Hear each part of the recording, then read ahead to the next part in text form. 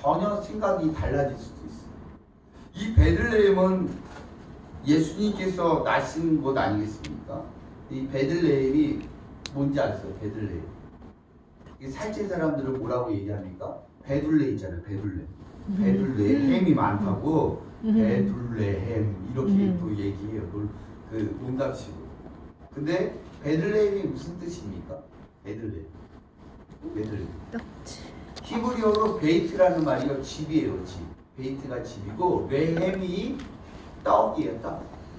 그러니까 베들레헴은요. 떡집이에요. 떡집. 떡집. 지명 자체가 떡집이에요. 떡집. 떡집.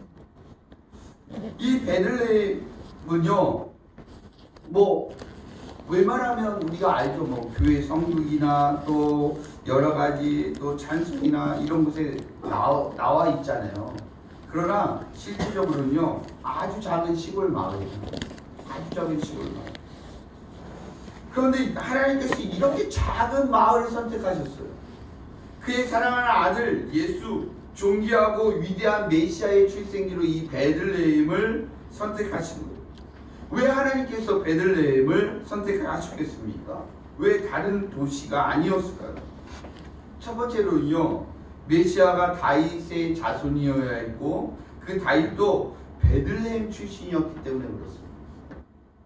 둘째로 베들레헴이 작았기 때문에 그래요. 베들레헴은요. 예루살렘에서 10km 정도 떨어진 곳이에요. 거기에 해발 700m의 산지에 자리하고 있습니다. 다윗의 도시, 예수님의 출생지라는 유명세에 걸맞지 않게 이 마을은요.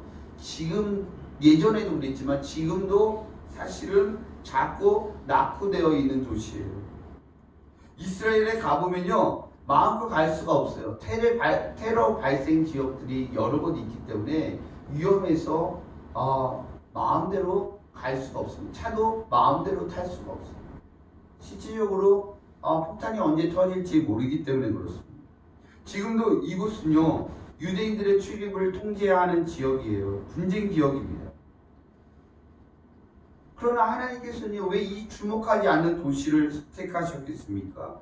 자꾸 연약하고 낮은 것을 택하사 하나님의 크고 온전한 목적을 주님이 이루시기 위해서 이곳을 택한 거예요. 그 누구의 힘으로도 아닌 오직 하나님의 능력으로 말입니다. 하나님께서는 자랑할 만한 것이 많은 사람을 택하지 않으십니다. 하나님께서 그를 통해서 혹은 그 도시를 통하여 역사를 보이셔도 사람은 금방 교만해지고 또 하나님의 은혜를 잊어버리고 또 하나님께서 받으셔야 할 마땅한 영광을 본인이 취하는 경우가 많이 있습니다. 자랑할 것이 많은 사람들이면 본인이 그 영광을 취해요. 내가 잘라서, 내가 이루어서. 그러나 그렇지 않다라는 거예요. 하나님의 시선은요 다른 데 있다라는 거예요. 주님은 그런 우리를 너무나 잘 아세요. 그래서 그렇게 죄를 지을 또한 하나님의 영광을 가로챌 기회도 허락하지 않으십니다. 그래서 가나의 혼인잔치 때를 생각해 보세요. 예수님께서 하인에게 물을 항아리 아기까지 채우라고 하셨습니다. 이 물이 변하여 포도주가 된 거 아니겠습니까? 왜 하인들에게 그걸 시켰을까요? 그 영광을 하나님 앞에 그냥 그대로 올려드리기 위해서. 잘난 사람, 멋진 사람, 자격이 많은 사람 아니에요. 그런 맥락에서 하나님은 자꾸 연약한 아무도 주목하지 않은 그 누구도 메시아가 태어날 것이라고 생각하지 않는 이런 베들레헴을 택하신 거예요.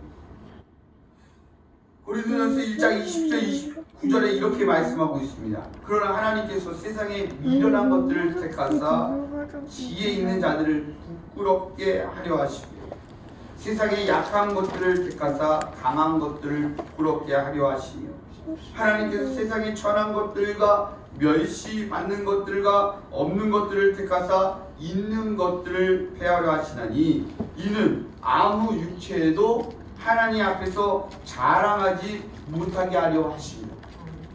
하나님께서 분명히 말씀하셨어요. 하나님은 그 누구도 하나님께서 이루신 것을 하나님께서 거저주신 은혜를 하나님과 사람들 앞에 이것은 내가 한 것이에요. 내가 나니까 된 거예요 라고 우쭐대고 자랑하지 못하도록 하나님께서 세상에 미련한 것들, 세상에 약한 것들, 세상에 천한 것들, 멸시 않는 것들과 없는 것들을 택하신 것입니다. 하나님 영광 받으시기를 원하시고 하나님 찬송 받으시기를 원하세요. 그래서 하나님의 백성들은요, 하나님 앞에서요, 우리는 이렇게 고백해야 됩니다. 주님이 하셨습니다. 주님이 하셨습니다. 이 모든 것들은 다 주님이 하셨습니다. 이 모든 것은 주의 은혜입니다. 나에게 능력을 허락하신 건 누구입니까? 하나님이 허락하셨기 때문에 주신 거예요. 우리가 착각해서는 안 돼요. 우리가 고백할 건 이거밖에 없어요. 하나님은 이 지역을 택하셨습니다. 우리 교회를 세우셨고 저와 여러분을 만나게 하시고, 진짜 놀라운 거 아니겠습니까? 저도요, 이 평택은요, 내려본 적도 없어요. 지나가다 내려본 적도 없는 곳이에요. 진짜 아는 사람이 한 명도 없는, 정말 지독하게 없는, 아는 사람이 없어도 이렇게 없는 곳은 이 평택은 정말 아는 곳이 한 명도 없었어요. 하나님 보내주고요. 또 우리가 조개터에 있다 이곳에 온 것도 정말 하나님이 보내시고, 하나님 보내시고, 이곳은요 바로 베들레헴에서 하나님이 역사하셨듯이 하나님의 역사가 약속된 곳이에요. 우리가 그렇게 믿어야 됩니다. 사람들에게 한옥한 동네가 아니라 사실은 더 좋은 거예요. 부자 동네도 유명한 동네도 아닙니다. 여기에요, 얘기 들어보니까요, 이 뒤에 그 복지관 자리랑 이쪽에 별로 막 이렇게 컨테이너 있고 거기 진짜 허름했대요. 아무것도 없고 뭐 산 그거고 진짜 아무것도 없었다고 얘기를 하더라고요. 그런데 하나님께서 정말 역사하시는 곳은 어느 곳이냐? 유명한 곳, 잘 나가는 곳, 그거 아니라는 거예요. 우리가 진짜 감사해야 될 것은 바로 하나님이 역사하실 곳이라는 것을 소망하고 주님이 우리를 만져주시기를 소망하는 것입니다. 베들레헴에 또 다른 유명한 하나님의 사람 다윗이 있었습니다. 다윗 왕도 베들레헴에서 태어났어요. 그는 어린 시절 별 볼 일 없는 목동이었습니다. 목동이라고 하면요, 정말 좋은 직업이 아니었습니다. 그 집사부 일체라는 프로그램이 있더라고요. 뉴질랜드를 이제 가는 거예요. 뉴질랜드에 가는데 이게 그 도시 사람들이니까 그 사람들이 이제 연예인들이고 하니까 넓은 초원, 양들 말 타고 이렇게 몰고 이렇게 아주 낭만적으로 생각한 거예요. 근데요, 이 양들이요 지독히 말 안 듣거든요.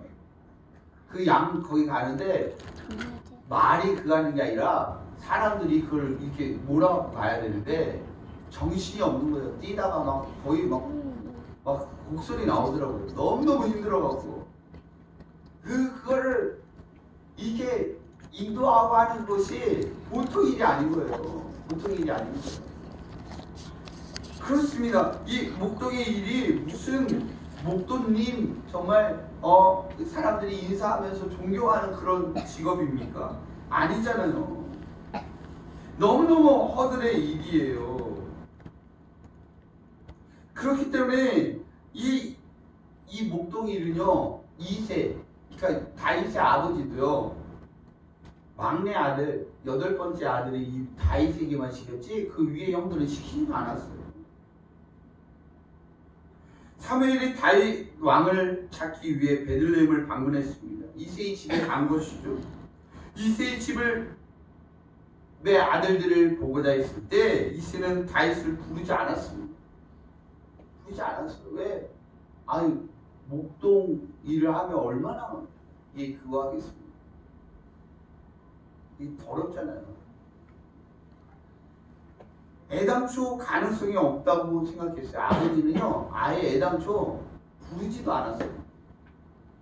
인정받지 않은 집에서도 인정받지 않은 막내였죠. 무명의 막내, 무명의 목동이었죠.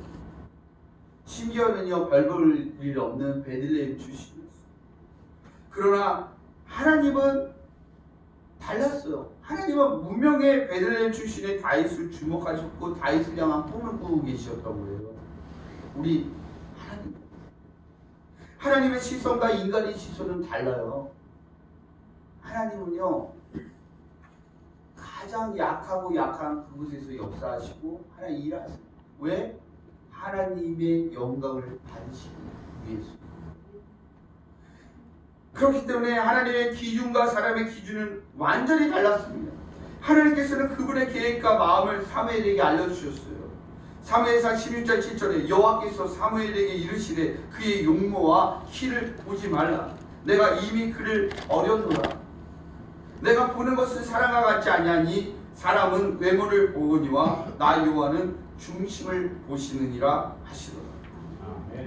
사람의 기준을 넘어서 마음의 중심을 보고 하나님께서 택하신 사람은 누가 봐도 훌륭했던 첫째 엘리압이었어요. 키도 컸죠. 멋졌어요. 잘생겼어요. 얼굴도 희어요.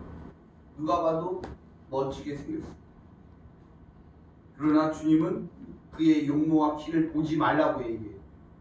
용모와 키를 보지 말라는 거예요. 하나님은 중심을 보신다는 거예요. 그래서 하나님의 중심을 보셨기 때문에 가장 천한 다윗을 높이 세우시고, 다윗은 하나님의 영광과 계획이 잘 맞는 사람이었습니다. 하나님의 마음에 합한 자였어요. 다윗을 왕으로 세우시고 증언하여 이르시되 내가 이새의 아들 다윗을 만나니 내 마음에 맞는 사람이라 내 뜻을 다 이루리라 하시더라. 예, 그렇습니다.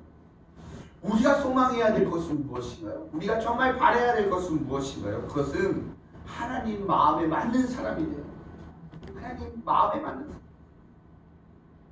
하나님이 우리를 바라봤을 때 너는 내 뜻을 이룰 사람이다. 이 칭찬을 들어야 돼요. 하나님이 다윗을 통해 내 뜻을 이루리라 라고 약속하셨어요.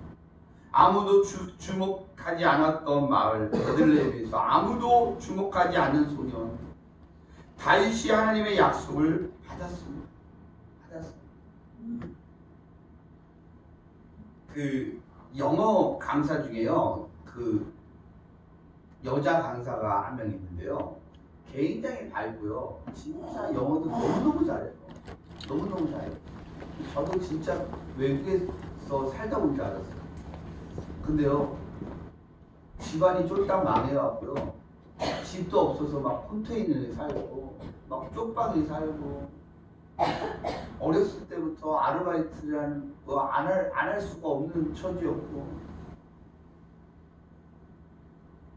근데 어느 날 영어가 재밌더래요. 영어가. 그래서 선생님한테 가갖고 자기가 그거 영어 테이프 빌려달라고 해갖고 그거 들어서 정말 열심히 한. 근데 외대에 갔어요. 한국 외대에 갔는데 친구들이 그러더래요. 너 어디 살다 왔냐고. 미국에 어디 살다 왔냐고. 살기는 쪽방에 뒤에, 그것도 가게 그 뒤에 아주 조그만 쪽방에 살았는데 뭐 살기는 무슨 뭐 어디 가서 살았겠습니까?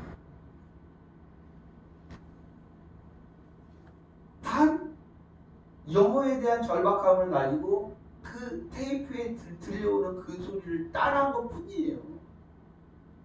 근데 절박하니까 영어가 되는 거예요. 절박하니까 영어가 되는 거예요. 또 좋아하니까 영어가 되는 거예요. 그 사람이 좋은 환경을 가지고 있지 않았던 것처럼 다윗도 마찬가지였고, 그러나 사무엘을 통해서 기름 부음을 받은 이 다윗은요, 하나님의 약속을 붙들었어요. 하나님은 반드시 하나님의 뜻을 나를 통해 이루신다. 그걸 붙들었어요. 그렇다고 그 다윗의 환경이 바로 바뀐 것이 아니에요. 상황이 바로 바뀐 것이 아닙니다. 다윗은 여전히 들에 나가 일했어요. 양을 쳐야 했습니다. 형들에게 귀찮고 별 볼 일 없는 그런 동생이었고 막내였고, 아버지에게는 언제든 편하게 심부름을 시킬 수 있는 그런 아들이었습니다. 다윗이 사울 왕을 뒤이어 실제로 왕이 되기까지 얼마나 오랜 시간이 걸렸는지 몰라요. 너무너무 오랜 시간이 걸렸죠. 긴 무명의 시간이 있었고요. 견디기 힘든 고난의 시간이 있었습니다. 그러나 다윗은요, 그 모든 시간 속에서 하나님의 약속을 붙들었어요. 하나님은 살아계십니다. 하나님 반드시 나를 통해 하나님의 뜻을 이루신다. 그 약속을 붙들었어요. 그의 믿음이 성숙해져 나간 것입니다. 베들레헴 이 작은 마을에서 어느 소년, 어린 소년, 너무나도 어리고 어린 이 소년 다윗은요, 누구도 칭찬해 주거나 인정해 주지 않은 양을 돌보는 일을 성실히 감당했습니다. 그 누구도 잘했다고, 열심히 일해도 잘했다고 칭찬해 주거나 인정해 주는 사람이 없었어요. 그러나 그 자리에서 최선을 다했어요. 신실하게 하나님을 의지하는 법을 이곳 베들레헴에서 배웠어요. 모두가 두려워하는 거인 골리앗이 나왔을 때 이 다윗은 어떠했습니까? 사울 왕도 그리고 다른 군인들도 다 두려워 벌벌 떨고 있었지만 하나님을 의지하는 법을 이 베들레헴에서 철저하게 익혔기 때문에 아무리 키가 크고 무서운 골리앗이 그 앞에 있다 할지라도 담대히 싸워 이길 수 있었어요. 왜 그렇습니까? 믿음의 바탕이 되어 있기 때문에 그렇습니다. 이 믿음의 바탕이 베들레헴에서 만들어졌기 때문에 그래요. 이 작은 도시에서 무명의 시기를 보내며 자기에게 맡겨진 양떼를 지키기 위해 사자도 죽이고 곰도 죽여봤습니다. 사자의 발톱에서 곰의 발톱에서 하나님이 자기를 건지신 것을 그렇게 많이 경험했고 체험했기 때문에 하나님이 사자에게도 나를 살리시자 우리 하나님, 곰에게도 나를 살리시 우리 하나님께서 이 골리앗에게도 나를 살리실 뿐만 아니라 이스라엘 이 백성들을 살려주실 줄 믿습니다. 그 믿음으로 나갔던 것입니다. 오늘 우리는 어떠합니까? 우리도 속으로 이렇게 생각하지 않습니까? 나는 왜 이것밖에 못하지? 나는 왜 이것밖에 안 되지? 이런 마음이 들진 않습니다. 그러나 이 다윗을 우리가 받아봤을 때 무명의 이 사람도요, 성실하게 하루하루를 살았을 때 그 평범한 일상을 통해 주님은 다윗을 준비시킨 거예요. 그리고 하나님의 때를 기다리게 하셨습니다. 그리고 마침내 하나님의 때 골리앗과의 전투에서 하나님의 양들을 빼앗아 가려고 하는 블레셋 군들을 향해 나가게 하고 짐승과 같이 하나님을 저주하고 모독하는 그들을 향하여 승리하게 하셨던 것입니다. 왕이 된 이후에도요, 하나님 앞에 늘 겸손한 예배자였습니다. 다윗, 하나님의 마음에 합한 사람으로 살아갈 수 있었던 이유가 무엇이겠습니까? 뿌리 깊은 신앙이 이 베들레헴에서 시작되었고 자랐기 때문입니다. 그런 의미에서 베들레헴은 작지만 작지 않은 것입니다. 절대 작지만 작지 않은 것입니다. 하나님의 약속과 은혜, 믿음의 성장과 성숙이 있는 곳이기 때문에 그렇습니다. 제가 너무나 놀랬던 적이 있는데, 굉장히 직급이 높은 공무원분이 있어요. 공무원분인데 안중 출신이에요. 수원에서 경기도청에서도 일하고, 그래서 여기 이제 공제관시장에 있을 때 부시장으로 오려고 했었던 분이 있는데, 아내분이 계세요. 아내 지사님이신데 예전에 한번 왔었는데 저는 몰랐던 소식을 알게 됐어요. 그분이 한참 얘기하다가 자기 여기 평택 출신이라고 그러면서 뭐라고 얘기하더라고. 왜 진작 얘기 안 했냐고. 내가 이쪽으로 온다고 했을 때 왜 얘기 안 하셨냐고. 의외로 많더라고요. 평택 출신 되게 많아요. 수원에도 되게 많더라고요. 근데 얘기 안 해요. 본인이 평생 주시냐 왜 얘기 안 하는지 모르겠는데 본인들이 얘기를 안 하더라고요. 그래 나중에 보니까 자기 뭐 평양고 나왔다, 뭐 저기 한강 나왔다, 막 그 얘기 하더라고요. 일로 오시라고 이사 오시라고 다시 이사 오시라고 그러는데 별 얘기 안 하더라고요. 우리가 보면 작지 않은 곳, 베들레헴이 작지만 현실적으로 보면 작지만 왜 작지 않은 곳이었습니까? 하나님의 약속과 은혜, 믿음의 성장과 성숙이 있는 곳이었기 때문에 그래요. 정말 하나님의 놀라운 역사, 하나님의 역사. 지금 우리가 여기 서 있는 곳, 내세울 곳이 없다라고 생각하는 우리 집, 우리 동네, 우리의 직장, 우리의 학교, 그러나 영적으로 보면 거기가 베들레헴이라는 거예요. 우리 베들레헴이라는 거예요. 세상의 시각으로 바라봐서는 안 된다는 거예요.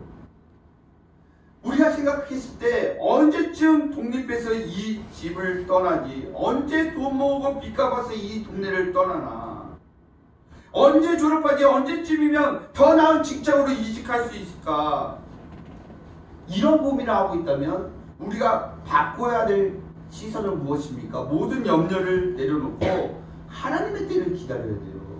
하나님이 지금 이것을 베들레헴으로 우리에게 주셨기 때문에 내가 해야 될 것은 무엇입니까? 이곳에서 하나님의 때를 기다리며 하나님만을 바라보는 걸 훈련하셔야 되는 거예요.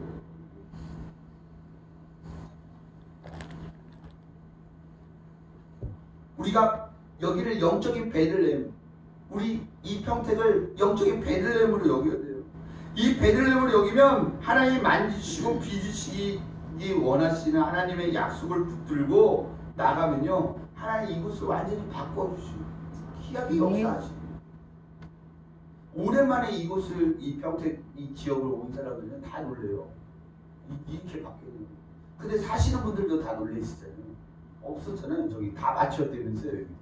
제다가 저쪽은 바닷물, 이쪽은 바뀌었잖아요. 바뀌었어요. 우리가 하나님과 마음을 맞춰가야 돼요. 하나님과 마음을 맞춰가야 돼요. 하나님의 마음에 합한 자로 든든히 세워줘야 간다는 것이에요. 오늘 본문 말씀, 베들레헴이 작지만 작지 않는 이유는 이곳에서 가장 크고 위대한 분 예수님이 나셨기 때문에 그렇습니다. 베들레헴의 하나님의 능력이 최대치로 드러나는 곳입니다.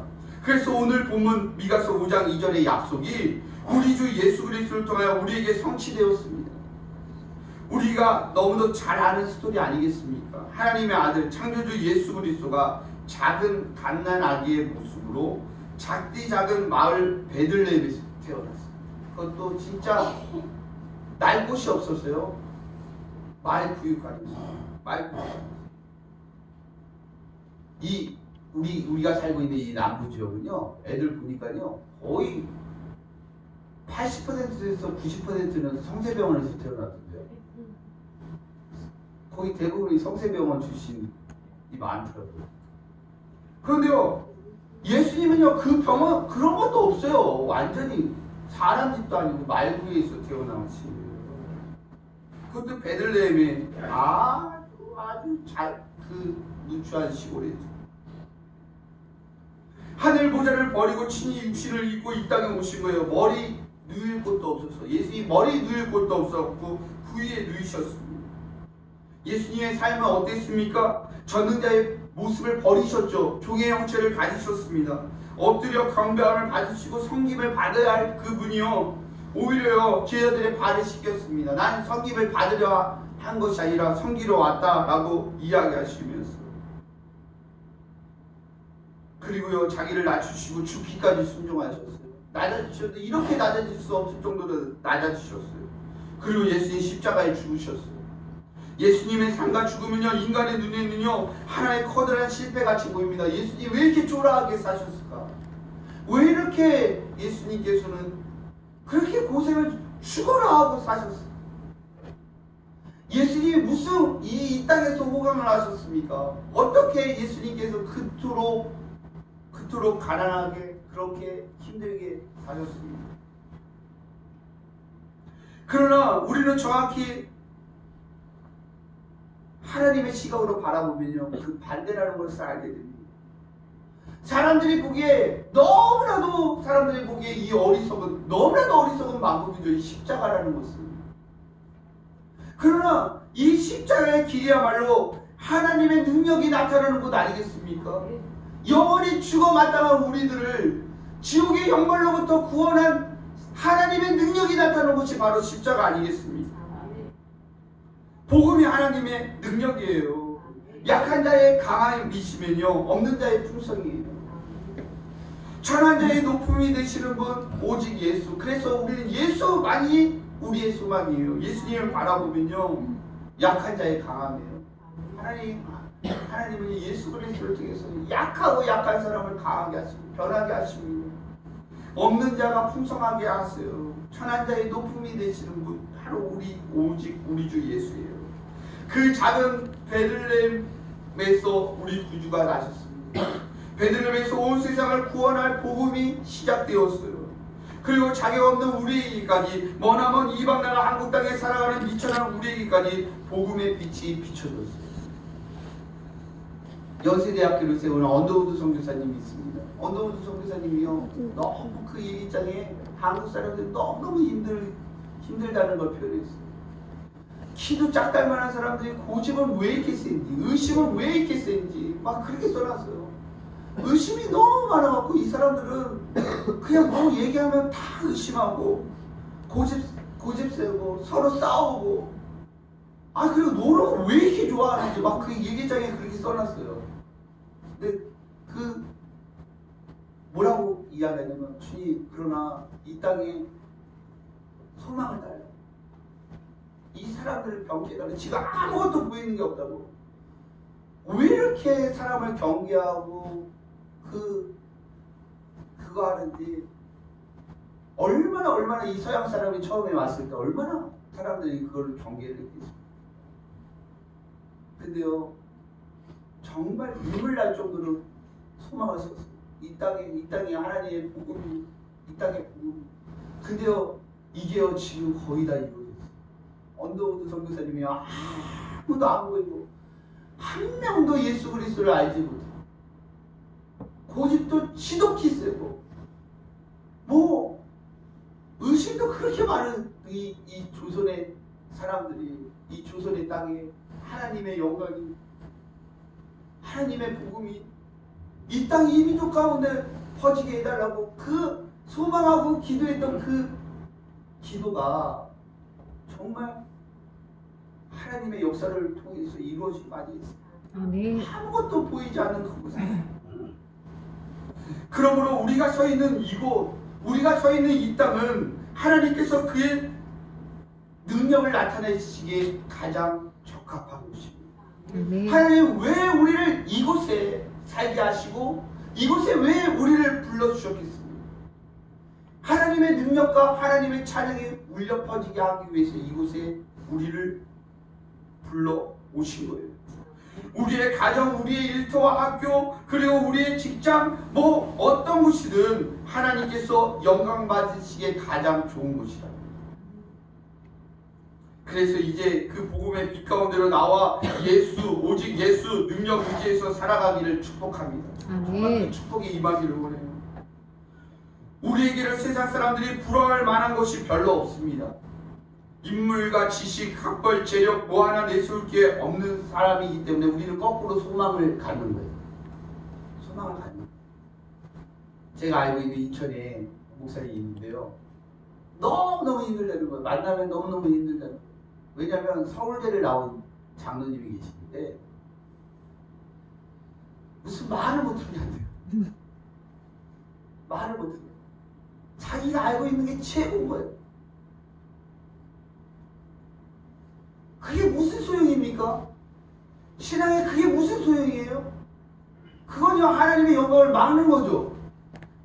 자기의 학벌을 자랑하고 자기의 재력을 자랑하고, 그거는 하나님이 일하시는 방법이 아니에요. 절대로 하나님이 일하시는 방법이 아니에요. 오히려요, 내가 연약합니다. 그런데 내가 연약하면 연약한 나를 통해서 일하시는 하나님, 그래서 하나님이 찬양을 받으시게 하신 하나님, 거기에 소망이 있어요. 하나님의 일은 거기에서부터 시작돼요. 영혼을 구원하고 치유하는 복음의 능력, 이게 어디서 나타납니까? 약하고 약한 그것에서 나타나요. 하나님의 역사는 거기에서 나타나요. 하나님의 나라는 어디에서 든든히 세워져 갑니까? 오직 예수 그리스도, 오직 하나님만 의지하는 그곳에서 하나님의 역사가 시작돼요. 하나님의 일이 시작되는 거예요. 말씀을 맺도록 하겠습니다. 우리가 무명과 같은 삶을 살아가고 있습니까? 무명의 시절을 보내고 있습니까? 그렇다면 오히려 우리는 감사해야 돼요. 무명의 우리의 교회, 작은 도시 속에, 그러나 우리는 생각해야 됩니다. 하나님께서 우리를 왜 이곳에 보내십니까? 그것은 우리를 복음의 일꾼으로 세우시고, 그리고 우리의 가치를 절대로 세상에서는 평가할 수 없어요. 절대로. 예수 그리스도가 베들레헴에서 나섰을 때 그 가치를 세상에서 어떻게 평가할 수 있었겠어요? 아무도 주목하지 않고 아무도 생각하지 못한 아주 작고 작은 베들레헴의 마을구육관에서 태어난 그 예수 그리스도.